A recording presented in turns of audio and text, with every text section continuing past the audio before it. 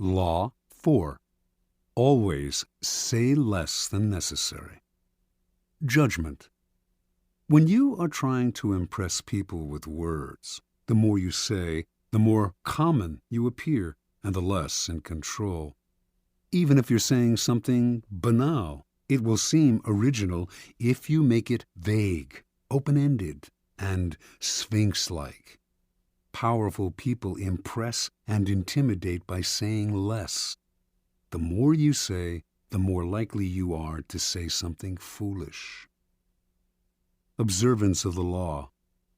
In the court of Louis XIV, nobles and ministers would spend days and nights debating issues of state.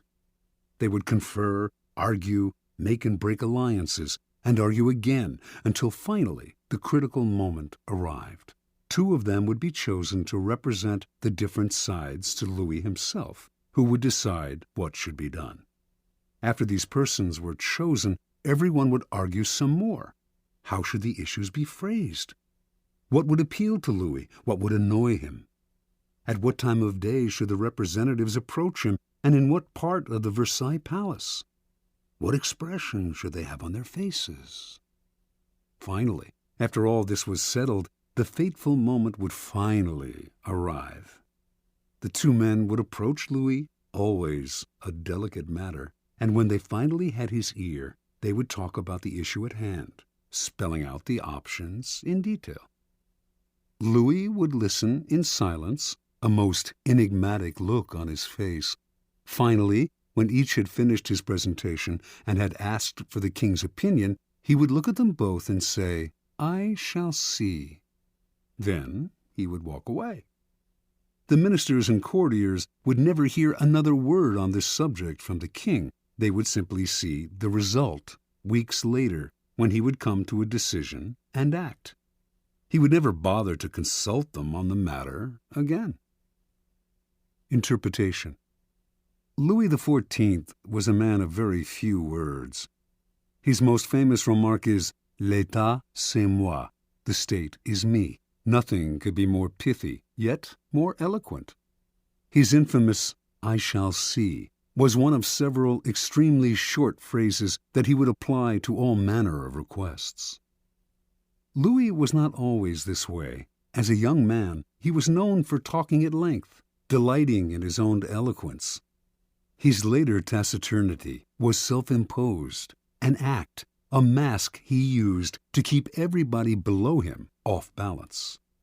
No one knew exactly where he stood or could predict his reactions.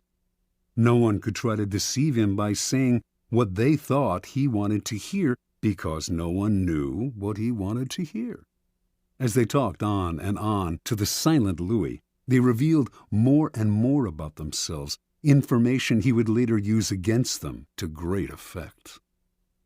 In the end, Louis's silence kept those around him terrified and under his thumb. It was one of the foundations of his power. As Saint-Simon wrote, no one knew as well as he how to sell his words, his smile, even his glances. Everything in him was valuable because he created differences, and his majesty was enhanced by the sparseness of his words. Keys to power. Power is, in many ways, a game of appearances, and when you say less than necessary, you inevitably appear greater and more powerful than you are. Your silence will make other people uncomfortable. Humans are machines of interpretation and explanation. They have to know what you are thinking. When you carefully control what you reveal, they cannot pierce your intentions or your meaning. Your short answers and silences will put them on the defensive, and they will jump in, nervously filling the silence with all kinds of comments that will reveal valuable information about them and their weaknesses. They will leave a meeting with you feeling as if they had been robbed, and they will go home and ponder your every word. This extra attention to your brief comments will only add to your power. Law 5. So much depends on reputation. Guard it with your life. Judgment. Reputation is the cornerstone of power. Through reputation alone, you can intimidate and win. Once it slips, however, you are vulnerable and will be attacked on all sides. Make your reputation unassailable. Always be alert to potential attacks and thwart them before they happen. Meanwhile, learn to destroy your enemies by opening holes in their own reputations. Then stand aside and let public opinion hang them. Observance of the law. During China's War of the Three Kingdoms, A.D. 207 to 65, the great general Zhuge Liang, leading the forces of the Shu kingdom, dispatched his vast army to a distant camp while he rested in a small town with a handful of soldiers. Suddenly, sentinels hurried in with the alarming news that an enemy force of over 150,000 troops under Sima Yi was approaching. With only 100 men to defend him, Zhuge Liang's situation was hopeless. The enemy would finally capture this renowned leader. Without lamenting his fate or wasting time trying to figure out how he had been caught, Liang ordered his troops to take down their flags, throw open the city gates, and hide. He himself then took a seat on the most visible part of the city's wall, wearing a Taoist robe. He lit some incense, strummed his lute, and began to chant. Minutes later, he could see the vast enemy army approaching, an endless phalanx of soldiers. Pretending not to notice them, he continued to sing and play the lute. Soon the army stood at the town gates. At its head was Sima Yi, who instantly recognized the man on the wall. Even so, as his soldiers itched to enter the unguarded town through its open gates, Sima Yi hesitated, held them back, and studied Liang on the wall. Then he ordered an immediate and speedy retreat. Interpretation. Zhuge Liang was commonly known as the Sleeping Dragon. His exploits in the War of the Three Kingdoms were legendary. Once a man claiming to be a disaffected enemy lieutenant came to his camp offering help and information. Liang instantly recognized the situation as a setup. This man was a false deserter and should be beheaded. At the last minute, though, as the axe was about to fall, Liang stopped the execution and offered to spare the man's life if he agreed to become a double agent. Grateful and terrified, the man agreed and began supplying false information to the enemy. Liang won battle after battle. The Sleeping Dragon carefully cultivated his reputation of being the cleverest man in China, one who always had a trick up his sleeve. As powerful as any weapon, this reputation struck fear into his enemy. Sima Yi had fought against Zhuge Liang dozens of times and knew him well. When he came on the empty city, with Liang praying on the wall, he was stunned. The Taoist robes, the chanting, the incense, this had to be a game of intimidation. The man was obviously taunting him, daring him to walk into a trap. The game was so obvious that for one moment it crossed Yi's mind that Liang actually was alone and desperate. But so great was his fear of Liang that he dared not risk finding out. Such is the power of reputation. It can put a vast army on the defensive, even force them into retreat without a single arrow being fired. Keys to power. The people around us, even our closest friends, will always, to some extent, remain mysterious and unfathomable. Their characters have secret recesses that they never reveal. The unknowableness of other people could prove disturbing if we thought about it long enough, since it would make it impossible for us really to judge other people. So, we prefer to ignore this fact and to judge people on their appearances, on what is most visible to our eyes: clothes, gestures, words, actions.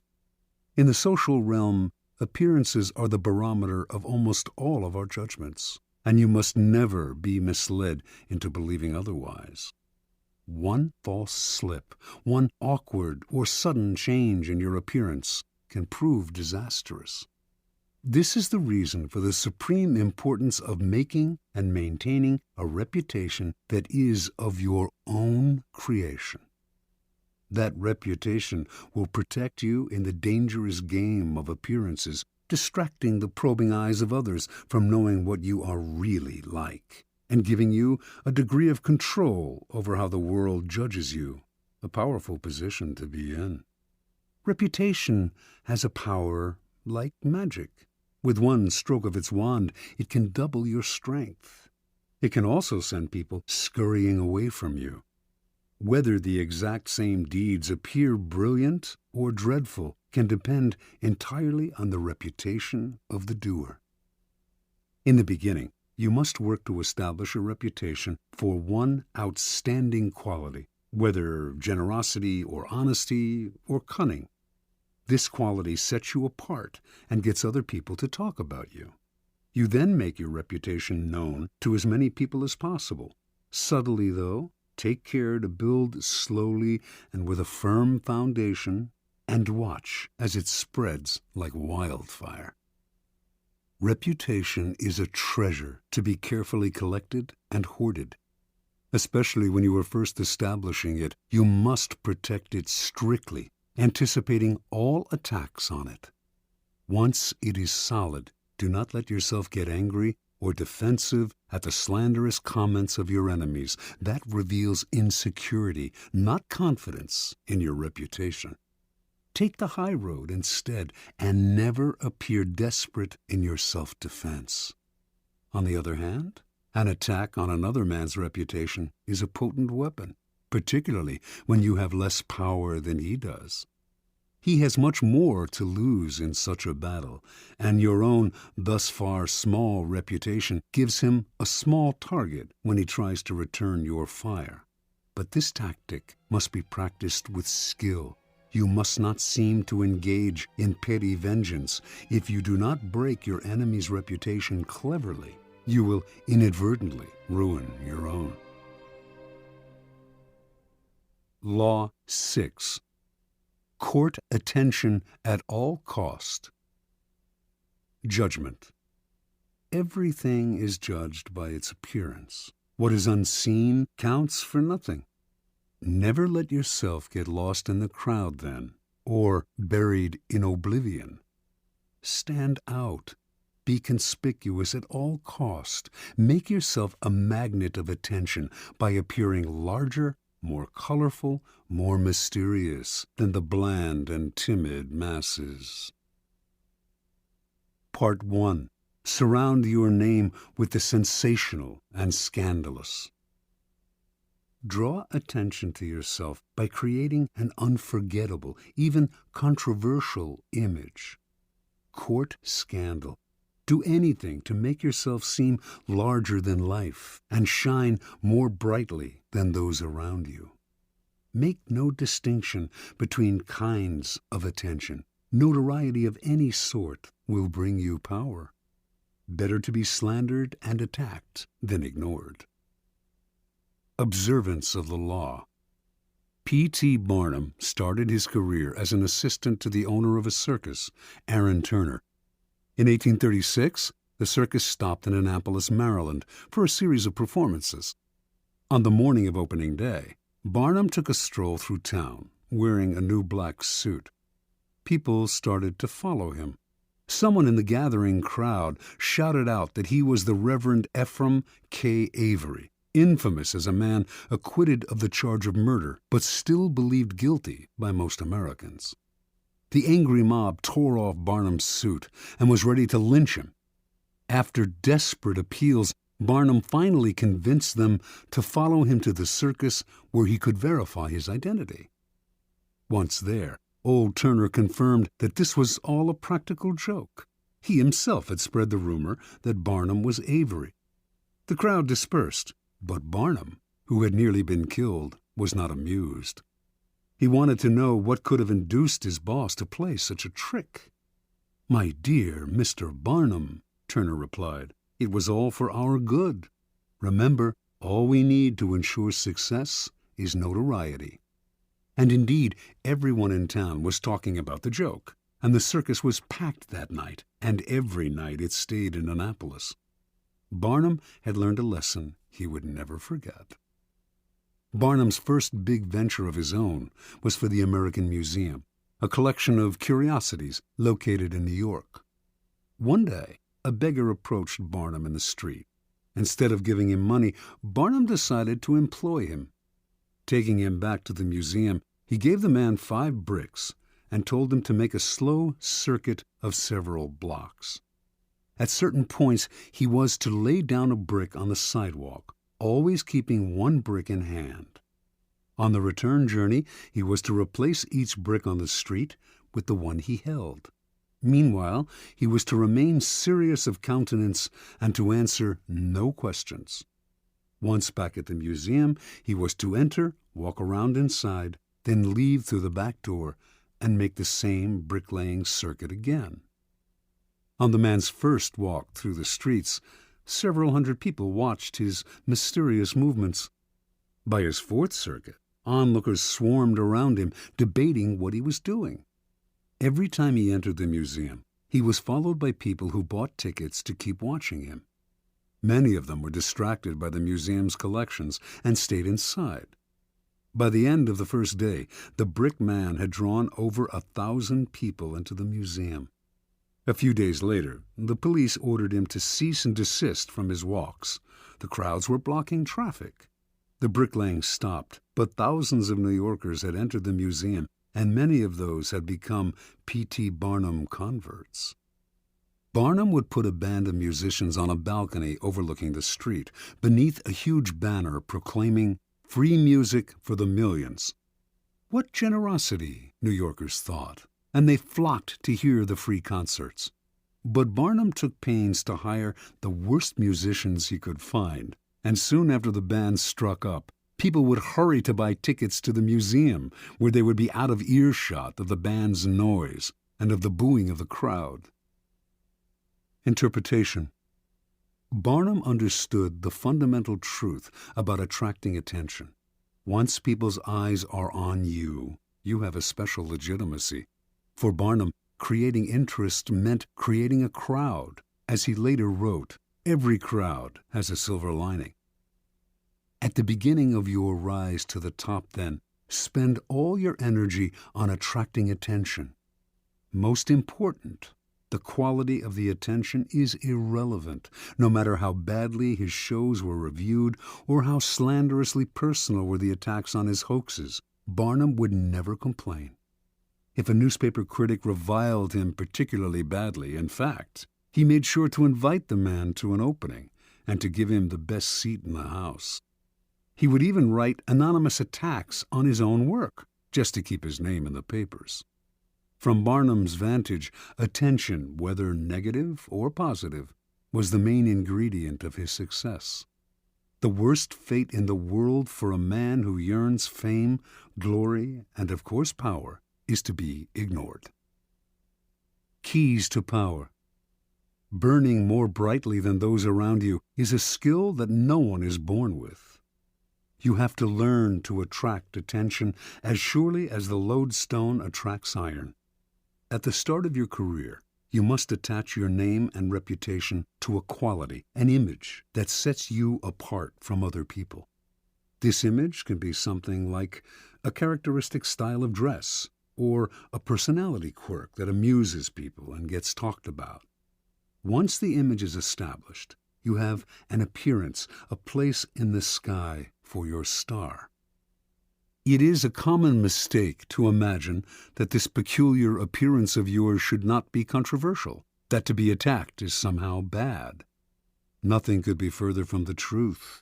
To avoid being a flash in the pan and having your notoriety eclipsed by another, you must not discriminate between different types of attention. In the end, every kind will work in your favor. Once in the limelight, you must constantly renew it by adapting and varying your method of courting attention. If you don't, the public will grow tired will take you for granted and will move on to a newer star. The game requires constant vigilance and creativity. Part 2. Create an air of mystery. In a world growing increasingly banal and familiar, what seems enigmatic instantly draws attention. Never make it too clear what you are doing or about to do. Do not show all your cards. An air of mystery heightens your presence. It also creates anticipation. Everyone will be watching you to see what happens next. Use mystery to beguile, seduce, even frighten. Observance of the law. Beginning in 1905, rumors started to spread throughout Paris of a young Oriental girl who danced in a private home, wrapped in veils that she gradually discarded. A local journalist who had seen her dancing reported that a woman from the Far East had come to Europe laden with perfume and jewels to introduce some of the richness of the Oriental color and life into the satiated society of European cities. Soon everyone knew the dancer's name, Mata Hari. Early that year, in the winter, small and select audiences would gather in a salon filled with Indian statues and other relics, while an orchestra played music inspired by Hindu and Javanese melodies. After keeping the audience waiting and wondering, Mata Hari would suddenly appear in a startling costume, a white cotton brassiere covered with Indian-type jewels, jeweled bands at the waist supporting a sarong that revealed as much as it concealed, bracelets up the arms. Then Mata Hari would dance, in a style no one in France had seen before, her whole body swaying as if she were in a trance. She told her excited and curious audience that her dances told stories from Indian mythology and Javanese folk tales. Soon, the cream of Paris, ambassadors from far-off lands, were competing for invitations to the salon, where it was rumored that Mata Hari was actually performing sacred dances in the nude. The public wanted to know more about her. She told journalists that she was actually Dutch in origin, but had grown up on the island of Java.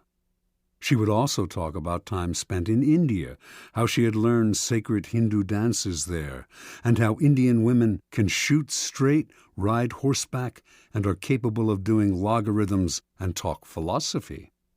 By the summer of 1905, although few Parisians had actually seen Mata Hari dance, her name was on everyone's lips.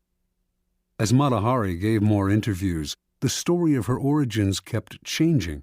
She had grown up in India. Her grandmother was the daughter of a Javanese princess. She had lived on the island of Sumatra, where she had spent her time horseback riding, gun in hand, and risking her life. No one knew anything certain about her, but journalists did not mind these changes in her biography. They compared her to an Indian goddess, a creature from the pages of Baudelaire. Whatever their imagination wanted to see in this mysterious woman from the East. In August of 1905, Mata Hari performed for the first time in public. Crowds thronging to see her on opening night caused a riot. She had now become a cult figure, spawning many imitations.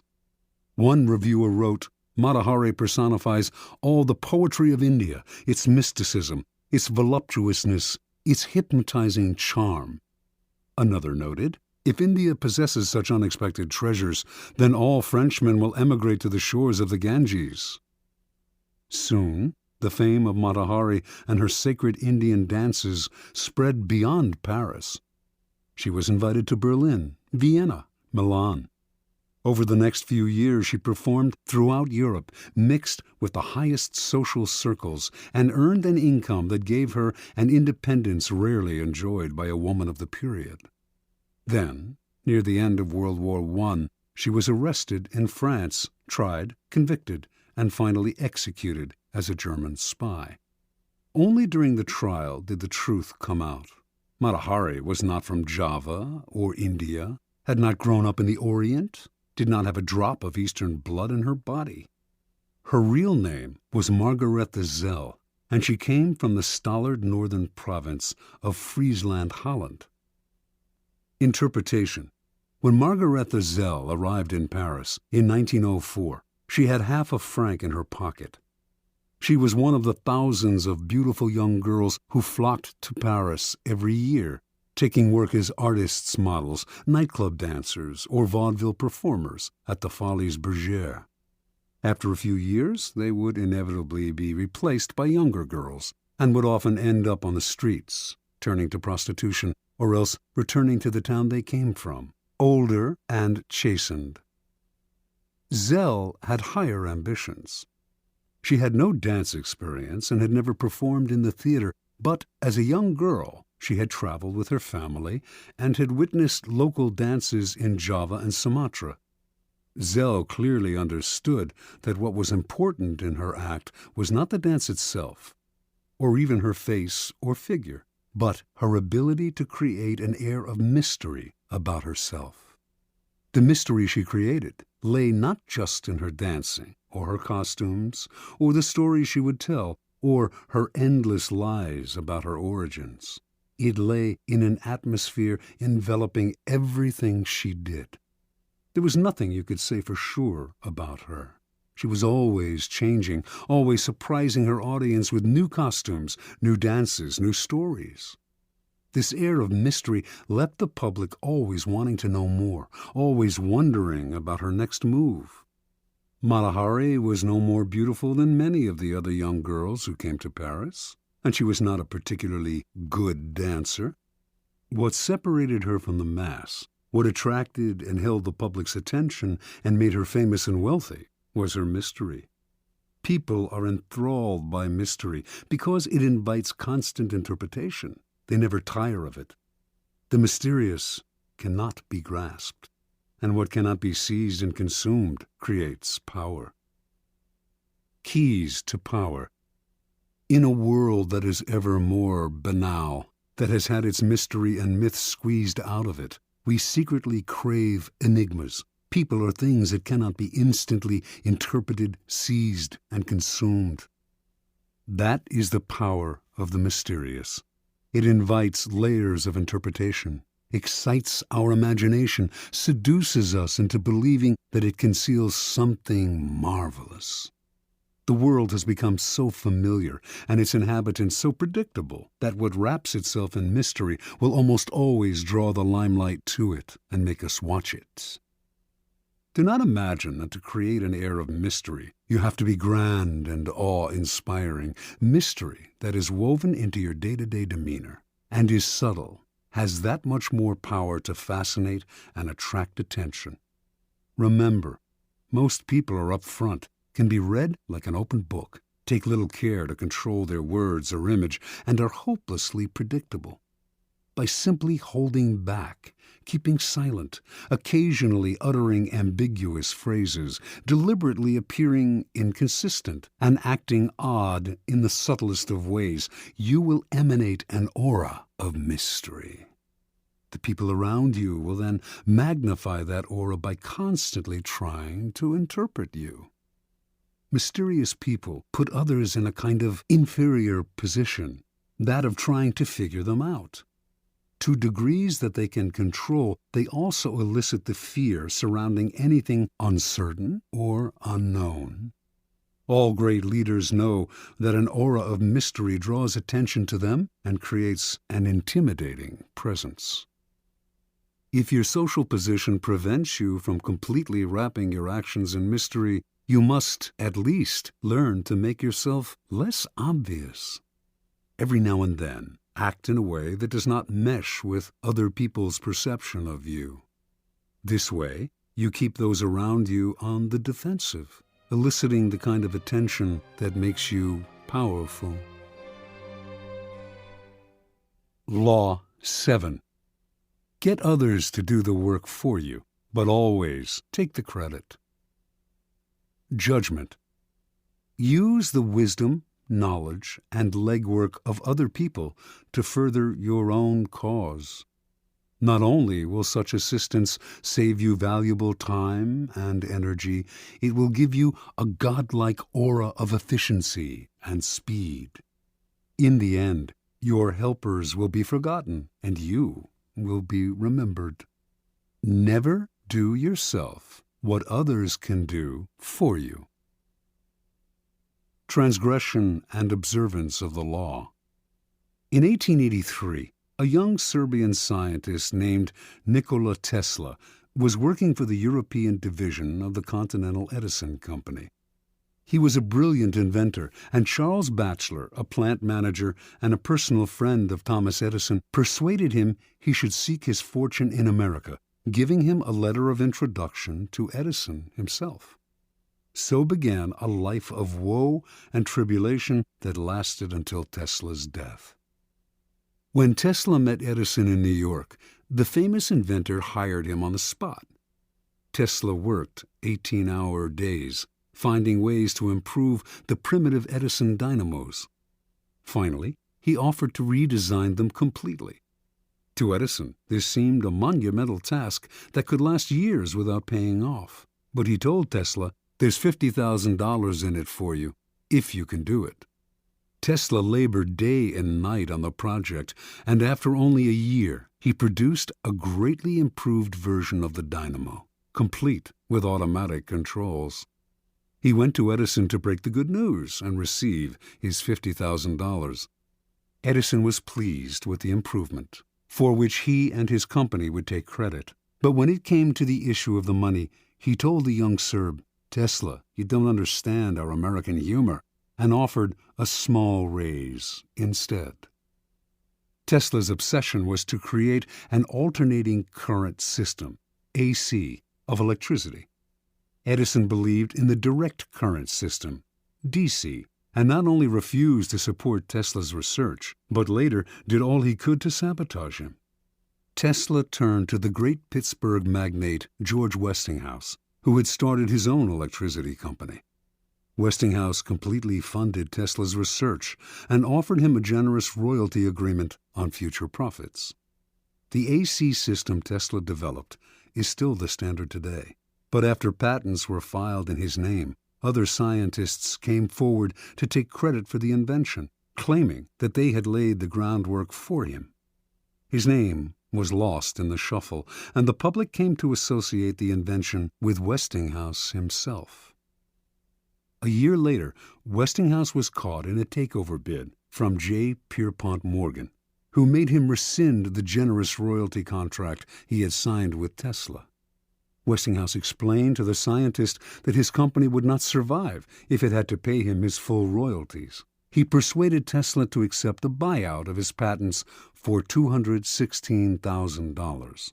A large sum, no doubt, but far less than the $12 million they were worth at the time. The financiers had divested Tesla of the riches, the patents, and essentially the credit for the greatest invention of his career. The name of Guglielmo Marconi is forever linked with the invention of radio. But few know that in producing his invention, he broadcast a signal across the English Channel in 1899. Marconi made use of a patent Tesla had filed in 1897, and that his work depended on Tesla's research. Once again, Tesla received no money and no credit. Tesla invented an induction motor as well as the AC power system, and he is the real father of radio. Yet none of these discoveries bear his name. As an old man, he lived in poverty. In 1917, during his later impoverished years, Tesla was told he was to receive the Edison Medal of the American Institute of Electrical Engineers. He turned the medal down. "You propose," he said, "to honor me with a medal which I could pin upon my coat and strut for a vain hour before the members of your institute. You would decorate my body and continue to let starve for failure to supply recognition my mind and its creative products, which have supplied the foundation upon which the major portion of your institute exists." Interpretation. Many harbor the illusion that science, dealing with facts as it does, is beyond the petty rivalries that trouble the rest of the world. Nikola Tesla was one of those. He believed science had nothing to do with politics and claimed not to care for fame and riches. As he grew older, though, this ruined his scientific work. Not associated with any particular discovery, he could attract no investors to his many ideas.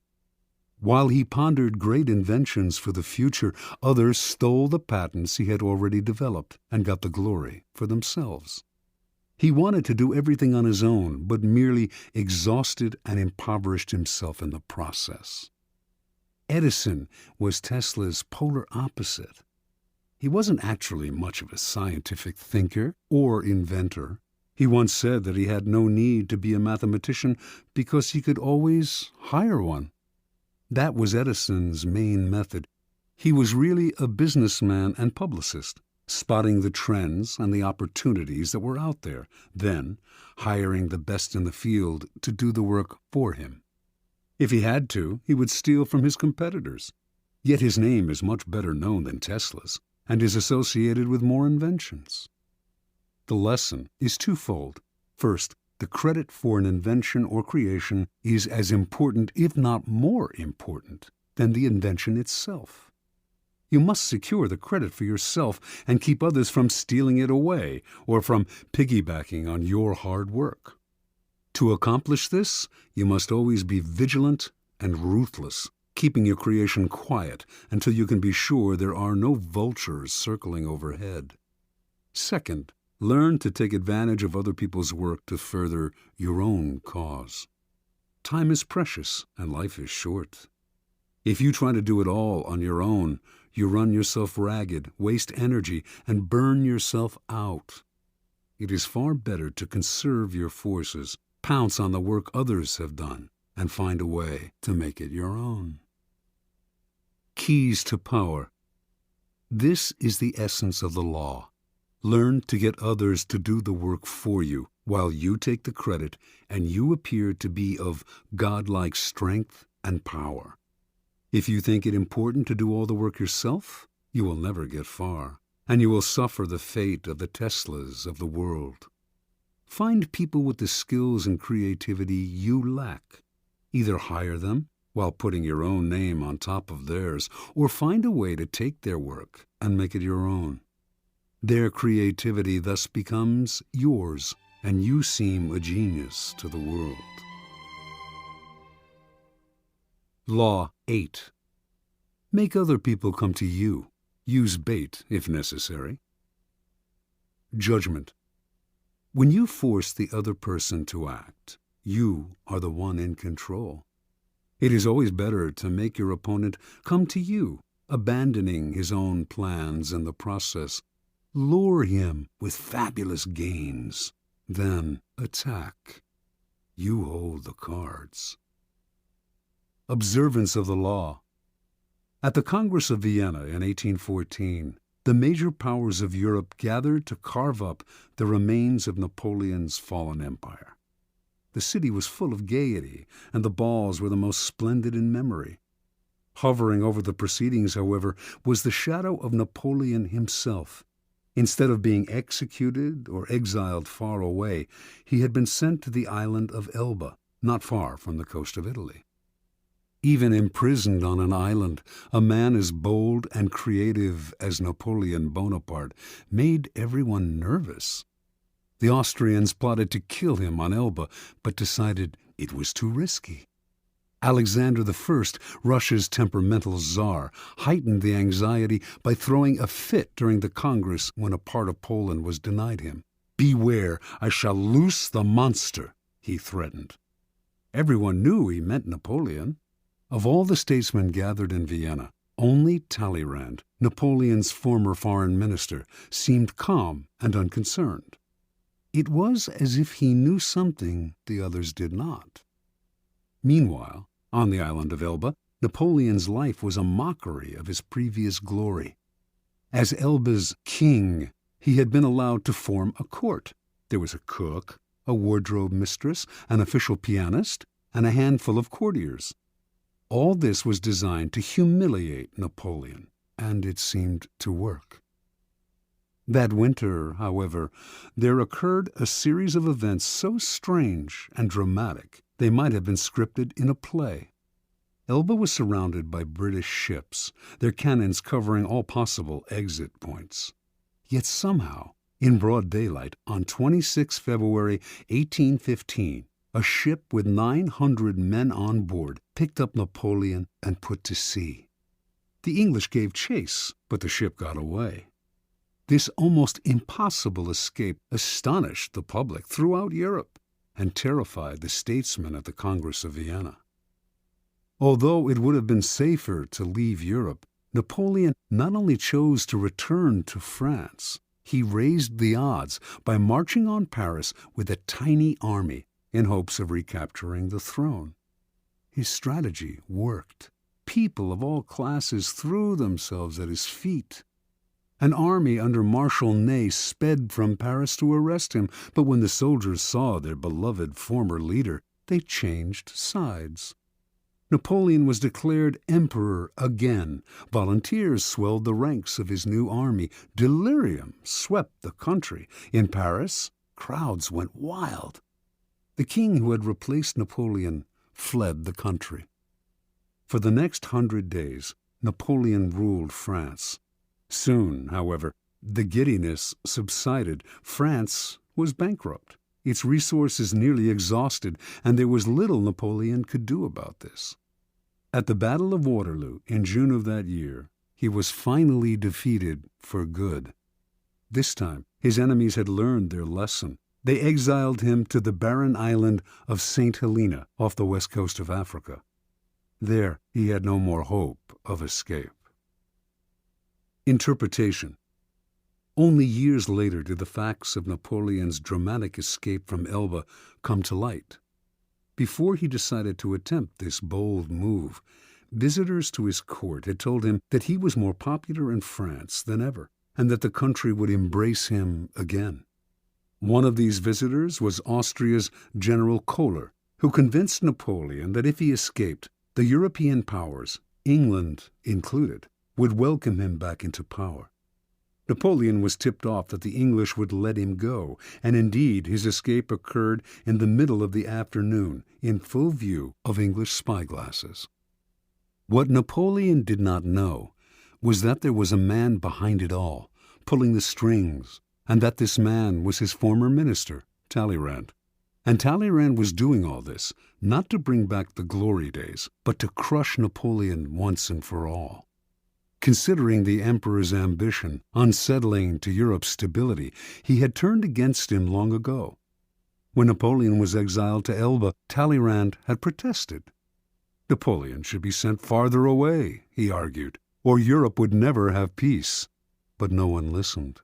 Instead of pushing his opinion, Talleyrand bided his time. Working quietly, he eventually won over Castlereagh and Metternich, the foreign ministers of England and Austria. Together, these men baited Napoleon into escaping. Even Kohler's visit, to whisper the promise of glory in the exile's ear, was part of the plan. Like a master card player, Talleyrand figured everything out in advance. He knew Napoleon would fall into the trap he had set.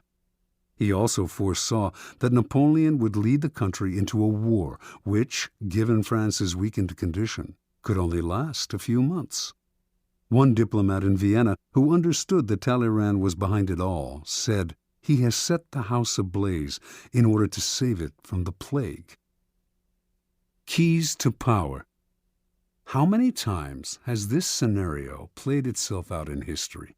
An aggressive leader initiates a series of bold moves that begin by bringing him much power. Slowly, however, his power reaches a peak, and soon everything turns against him. His numerous enemies band together, trying to maintain his power. He exhausts himself going in this direction and that, and inevitably he collapses. The reason for this pattern is that the aggressive person is rarely in full control. He cannot see more than a couple of moves ahead, cannot see the consequences of this bold move or that one, because he is constantly being forced to react to the moves of his ever-growing host of enemies, and to the unforeseen consequences of his own rash actions, his aggressive energy is turned against him. In the realm of power, you must ask yourself, what is the point of chasing here and there, trying to solve problems and defeat my enemies if I never feel in control? Why am I always having to react to events instead of directing them? The answer is simple. Your idea of power is wrong. You have mistaken aggressive action for effective action. And most often, the most effective action is to stay back, keep calm, and let others be frustrated by the traps you lay for them, playing for long-term power rather than quick victory.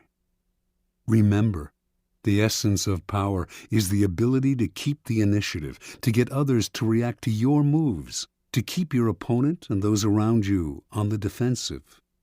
When you make other people come to you, you suddenly become the one controlling the situation, and the one who has control has power. Two things must happen to place you in this position. You yourself must learn to master your emotions and never to be influenced by anger.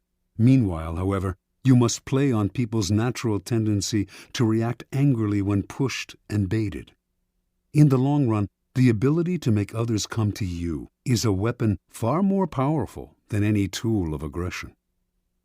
Manipulation is a dangerous game.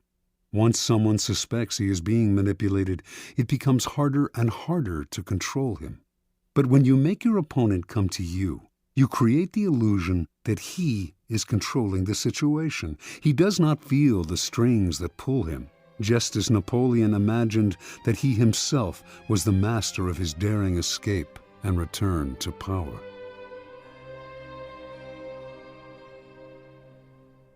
Law 9.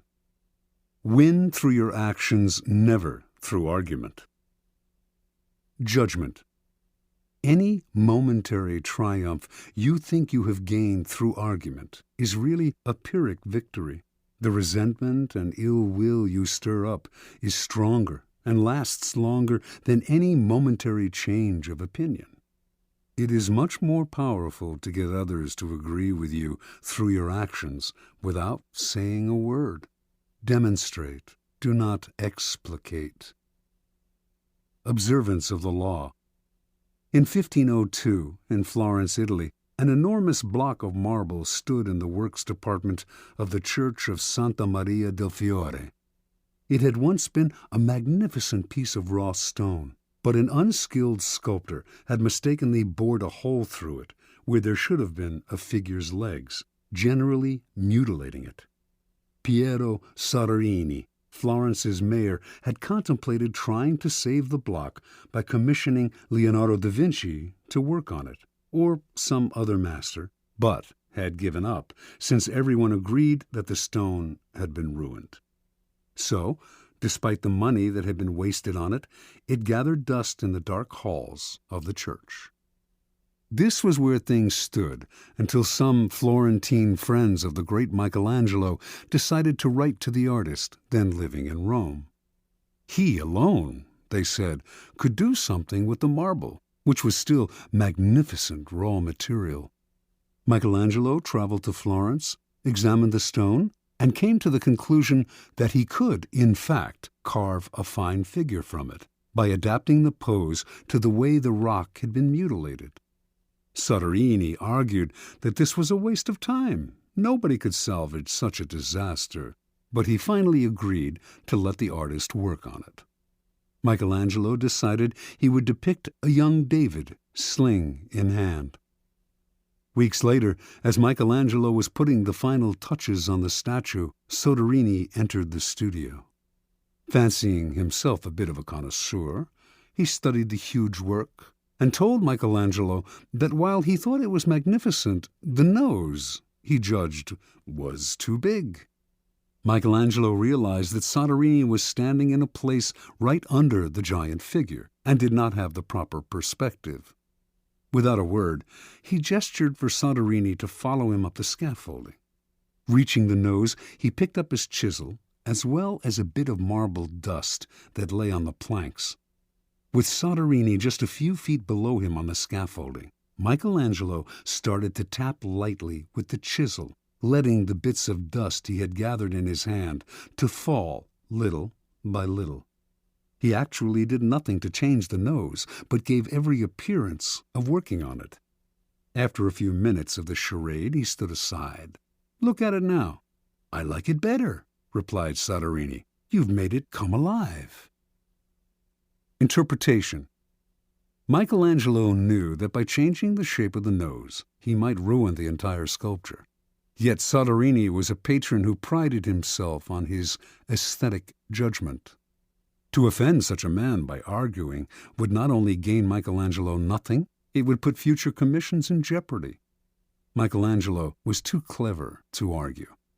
His solution was to change Soderini's perspective, literally bringing him closer to the nose, without making him realize that this was the cause of his misperception.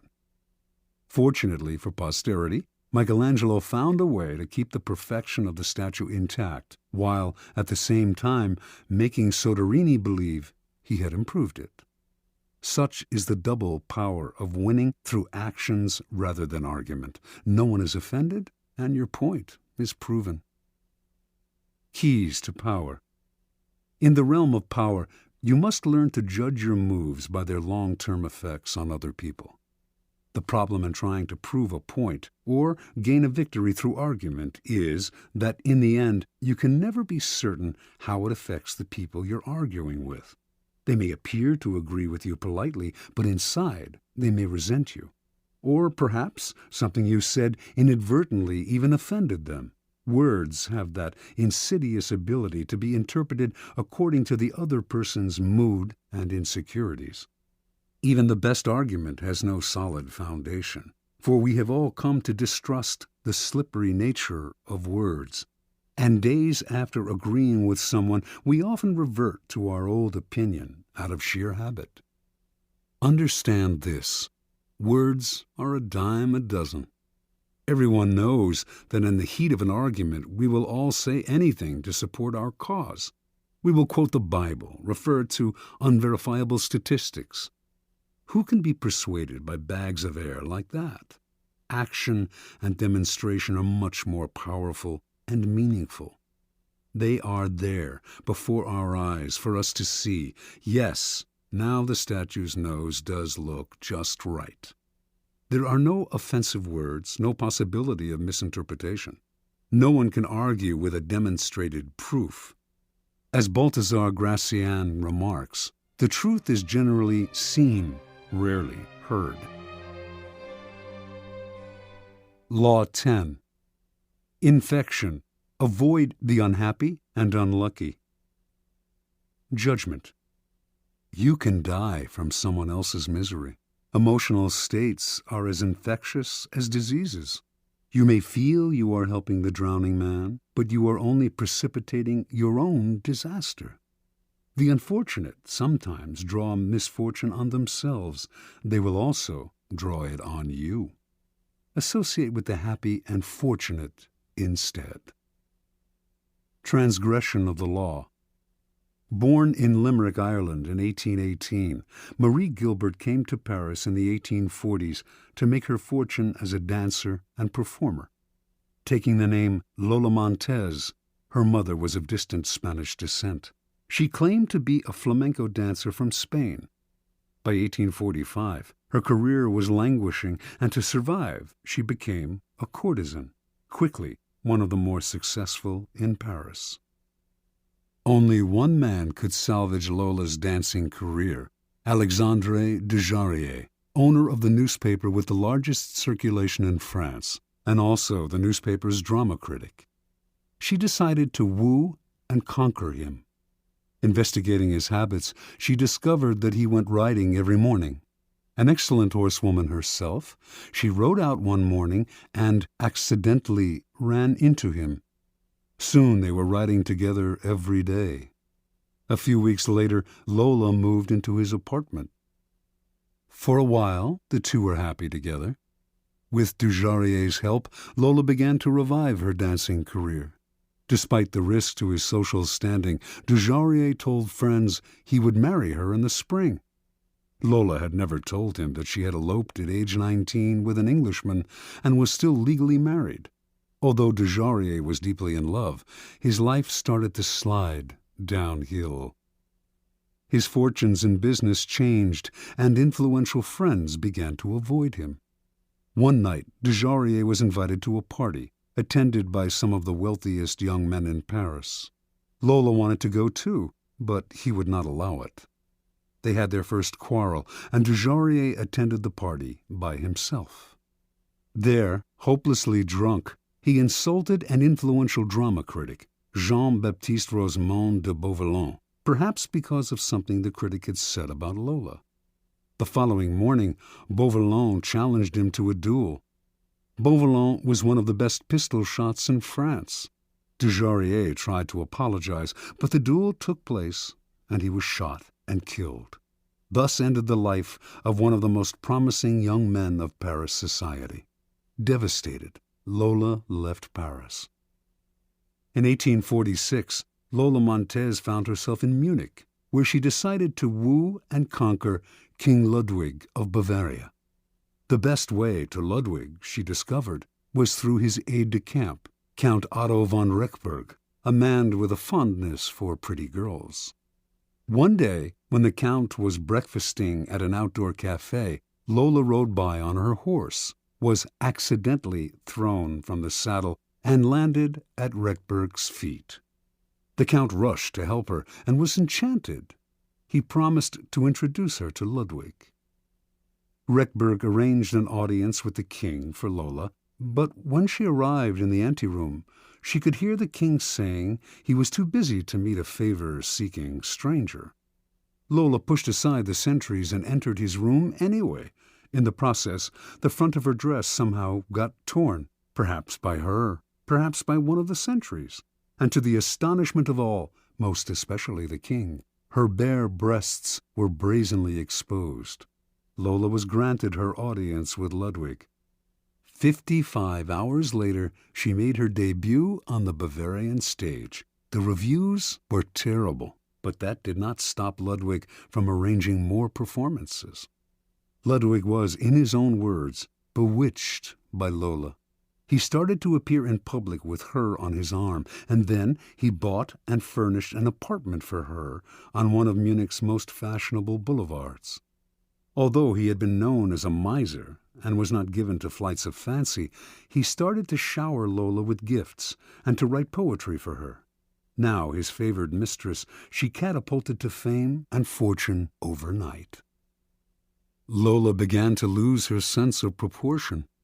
One day, when she was out riding, an elderly man rode ahead of her, a bit too slowly for her liking. Unable to pass him, she began to slash him with her riding crop. On another occasion, she took her dog, unleashed, out for a stroll. The dog attacked a passer-by, but instead of helping the man get the dog away, she whipped him with the leash. Incidents like this infuriated the stolid citizens of Bavaria, but Ludwig stood by Lola and even had her naturalized as a Bavarian citizen. The king's entourage tried to wake him to the dangers of the affair, but those who criticized Lola were summarily fired. While Bavarians who had loved their king now outwardly disrespected him, Lola was made a countess, had a new palace built for herself, and began to dabble in politics, advising Ludwig on policy. She was the most powerful force in the kingdom. Her influence in the king's cabinet continued to grow, and she treated the other ministers with disdain. As a result, riots broke out throughout the realm. A once peaceful land was virtually in the grip of civil war, and students everywhere were chanting, "Raus mit Lola!" By February of 1848, Ludwig was finally unable to withstand the pressure. With great sadness, he ordered Lola to leave Bavaria immediately. She left, but not until she was paid off. For the next 5 weeks, the Bavarians' wrath was turned against their formerly beloved king. In March of that year, he was forced to abdicate. Lola Montez moved to England. More than anything, she needed respectability, and despite being married, She still had not arranged a divorce from the Englishman she had wed years before. She set her sights on George Trafford Heald, a promising young army officer who was the son of an influential barrister. Although he was 10 years younger than Lola and could have chosen a wife among the prettiest and wealthiest young girls of English society, Heald fell under her spell. They were married in 1849. Soon, arrested on the charge of bigamy, she skipped bail, and she and Heald made their way to Spain. They quarreled horribly, and on one occasion Lola slashed him with a knife. Finally, she drove him away. Returning to England, he found he had lost his position in the army. Ostracized from English society, he moved to Portugal, where he lived in poverty. After a few months, his short life ended in a boating accident. A few years later, the man who published Lola Montez's autobiography went bankrupt. In 1853, Lola moved to California, where she met and married a man named Pat Hull. Their relationship was as stormy as all the others, and she left Hull for another man. He took to drink and fell into a deep depression that lasted until he died 4 years later, still a relatively young man. At the age of 41, Lola gave away her clothes and finery and turned to God. She toured America lecturing on religious topics, dressed in white and wearing a halo-like white headgear. She died 2 years later, in 1861. Interpretation. Lola Montez attracted men with her wiles, but her power over them went beyond the sexual. It was through the force of her character that she kept her lovers enthralled. Men were sucked into the maelstrom she churned up around her. They felt confused, upset, but the strength of the emotions she stirred also made them feel more alive. As is often the case with infection, the problems would only arise over time. Lola's inherent instability would begin to get under her lover's skin. They would find themselves drawn into her problems, but their emotional attachment to her would make them want to help her. This was the crucial point of the disease, for Lola Montez could not be helped. Her problems were too deep. Once the lover identified with them, he was lost. He would find himself embroiled in quarrels. The infection would spread to his family and friends, or, in the case of Ludwig, to an entire nation. You could spend a lifetime studying the pathology of infecting characters, but don't waste your time. Just learn the lesson. When you suspect you are in the presence of an infector, don't argue, don't try to help, don't pass the person on to your friends, or you will become enmeshed. Flee the infector's presence or suffer the consequences. Keys to power. Those misfortunates among us who have been brought down by circumstances beyond their control deserve all the help and sympathy we can give them. But there are others who are not born to misfortune or unhappiness, but who draw it upon themselves by their destructive actions and unsettling effect on others. It would be a great thing if we could raise them up, change their patterns, but more often than not, it is their patterns that end up getting inside and changing us. The incurably unhappy and unstable have a particularly strong infecting power because their characters and emotions are so intense. They often present themselves as victims, making it difficult, at first, to see their miseries as self-inflicted. Before you realize the real nature of their problems, you have been infected by them. Understand this. In the game of power, the people you associate with are critical. The risk of associating with infectors is that you will waste valuable time and energy trying to free yourself. Through a kind of guilt by association, you will also suffer in the eyes of others. Never underestimate the dangers of infection. Law 11. Learn to keep people dependent on you. Judgment. To maintain your independence, you must always be needed and wanted. The more you are relied on, the more freedom you have. Make people depend on you for their happiness and prosperity, and you have nothing to fear. Never teach them enough so that they can do without you. Observance of the law. When Otto von Bismarck became a deputy in the Prussian Parliament in 1847, he was 32 years old and without an ally or friend. Looking around him, he decided that the side to ally himself with was not the Parliament's liberals or conservatives, not any particular minister, and certainly not the people. It was with the king, Frederick William IV. This was an odd choice, to say the least, for Frederick was at a low point of his power. A weak, indecisive man, he consistently gave in to the liberals in Parliament. In fact, he was spineless and stood for much that Bismarck disliked personally and politically. Yet, Bismarck courted Frederick night and day. When other deputies attacked the king for his many inept moves, only Bismarck stood by him. Finally, it all paid off. In 1851, Bismarck was made a minister in the king's cabinet. Now he went to work. Time and again, he forced the king's hand, getting him to build up the military, to stand up to the liberals, to do exactly as Bismarck wished. He worked on Frederick's insecurity about his manliness, challenging him to be firm and to rule with pride. And he slowly restored the king's powers until the monarchy was once again the most powerful force in Prussia. When Frederick died in 1861, his brother William assumed the throne. William disliked Bismarck intensely and had no intention of keeping him around. But he also inherited the same situation his brother had: enemies galore who wanted to nibble his power away. He actually considered abdicating, feeling he lacked the strength to deal with this dangerous and precarious position. But Bismarck insinuated himself once again. He stood by the new king, gave him strength, and urged him into firm and decisive action. The king grew dependent on Bismarck's strong-arm tactics to keep his enemies at bay, and despite his antipathy toward the man, he soon made him his prime minister. The two quarreled often over policy. Bismarck was much more conservative, but the king understood his own dependency. Whenever the prime minister threatened to resign, the king gave in to him, time after time.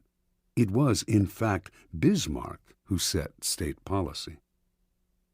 Years later, Bismarck's actions as Prussia's prime minister led the various German states to be united into one country. Now, Bismarck finagled the king into letting himself be crowned Emperor of Germany. Yet it was really Bismarck who had reached the heights of power. As right-hand man to the emperor and as imperial chancellor and knighted prince, he pulled all the levers. Interpretation. Most young and ambitious politicians looking out on the political landscape of 1840s Germany would have tried to build a power base among those with the most power. Bismarck saw different.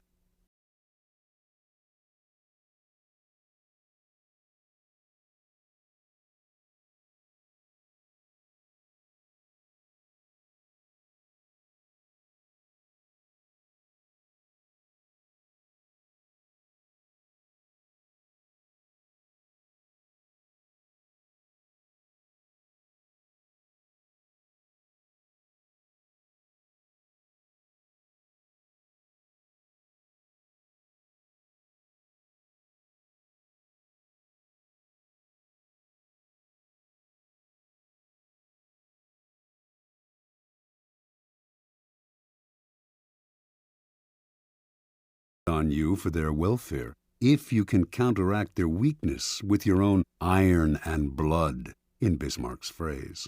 Then you will survive your masters as Bismarck did. You will have all the benefits of power without the thorns that come from being a master. Keys to power. The ultimate power is the power to get people to do as you wish. When you can do this without having to force people or hurt them, when they willingly grant you what you desire, then your power is untouchable. The best way to achieve this position is to create a relationship of dependence. The master requires your services. He is weak or unable to function without you. You have enmeshed yourself in his work so deeply that doing away with you would bring him great difficulty, or at least would mean valuable time lost in training another to replace you. Once such a relationship is established, you have the upper hand, the leverage to make the master do as you wish. It is the classic case of the man behind the throne, the servant of the king who actually controls the king. Do not be one of the many who mistakenly believe that the ultimate form of power is independence.